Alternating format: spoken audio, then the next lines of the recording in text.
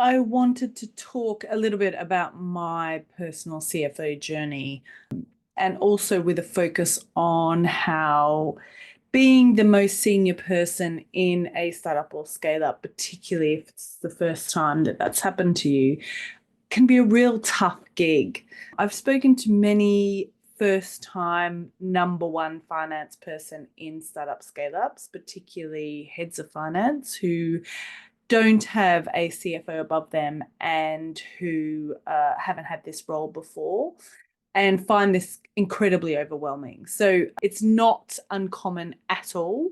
Most experienced CFOs that I speak to today can remember the first time they were the number one finance person in a startup and scale up and almost fondly remember how they really struggled to keep their head above the water, just as I did. So today I just wanted to talk about my personal journey.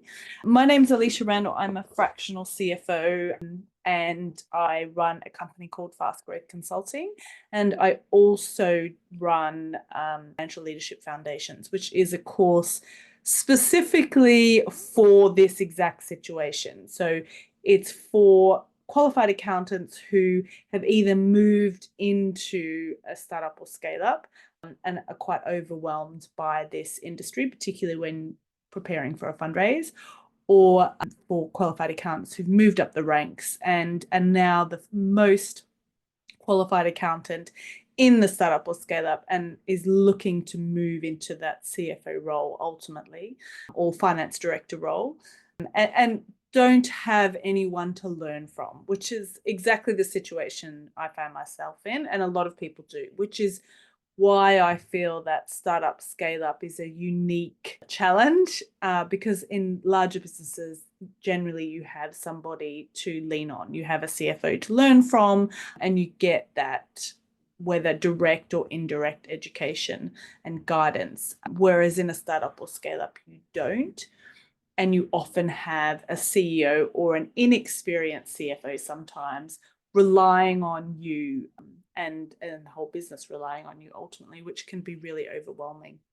So if this sounds like something, if this is you essentially, then don't forget to hit subscribe. This is exactly the type of content I talk about. And ultimately, I created a course off the back of this called Financial Leadership Foundations. And really, I built it for what I needed 15 years ago. I really kind of thought about the challenges that I came across. And then obviously I'm adding to this course based on other people's experiences, other people's challenges, and then also changes within the industry, such as ESG reporting, for example. So for me personally, with this accent, I grew up in Australia and I qualified there as well. And the last company I worked for was STA Travel. It was a really huge travel company. It was before you could book travel online, or rather I was working on the new e-commerce platform. It was a new concept, but when I was working for STA Travel, it was very much people would go to travel agencies to book their travel. So I was doing internal audit for them and also managing the reporting team. So it was a really large corporate. There was about 130 stores in Australia, roughly 15 in New Zealand. I visited all of them, and we had to report into the UK parent entity. So very large corporation. So I kind of have had that experience of a large corporate. Working for a travel company gave me the travel bug. So I did a small stint in Germany and then found myself in London with a bunch of other Aussies and thought that I would do the typical Antipodean thing, stay here for a couple of years and then head back to Australia and do as much travel as I can in those first few years. But here I am 18 years later, still in London, married with kids. So it doesn't always go to plan.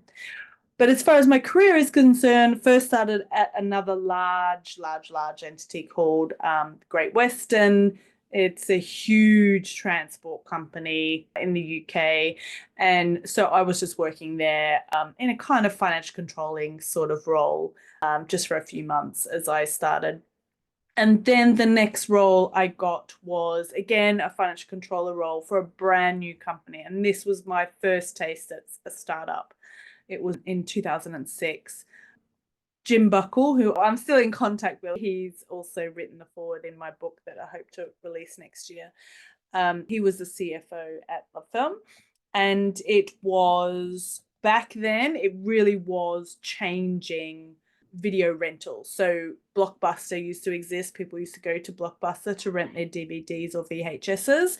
And then LoveFilm created a platform where you could get these DVDs posted to you through the mail, which sounds crazy now, but back then it was revolutionary.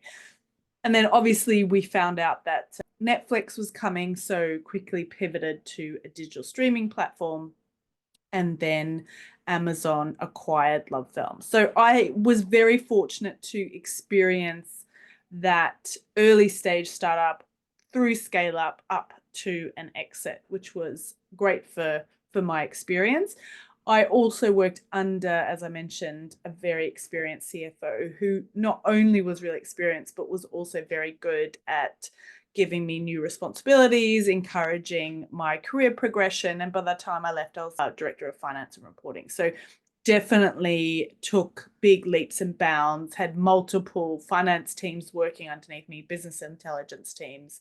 And I really enjoyed that experience. So it was great to get that first before becoming the number one finance lead in a company. So the next one was Funding Circle, and this was a fintech. It was very early stage, and I was the first finance director in this role. I did struggle.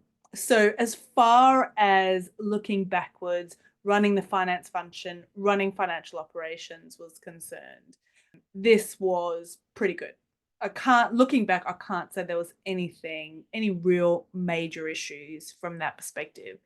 But of course, if you're the finance lead, that's probably only 10% of your role. So I was very good at managing the baseline, but what I wasn't very good is thinking long term and being overly strategic and commercial. So I had to learn very quickly from feedback, from hearing what's happening around the business, from watching other people who were very good at it, attending networking events, reading all different types of methods of self-study. It took me quite a long time, and actually it took a couple of negative feedbacks to get that understanding of what is the difference between a manager and a leader. And I personally think, even when I had such a strong CFO above me, I probably didn't have the confidence to step out of my comfort zone. And financial operations was absolutely my comfort zone. And then when things were banded around the company that I didn't understand fully, I probably suffered too strongly of an imposter syndrome and a confidence issue to learn how to do certain things and take on additional responsibilities. So even though I worked incredibly hard, I had an amazing team, we didn't do a huge amount of mistakes. I can't, hand on heart say, this was a massive error. We should have done this differently.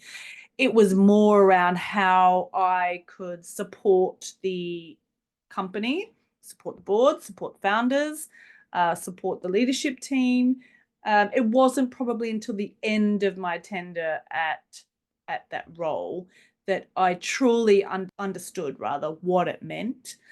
And we did have to hire a CFO to do the IPO, just none of us had IPO experience. And I had to learn very quickly under him what it meant to be a finance director and a leader.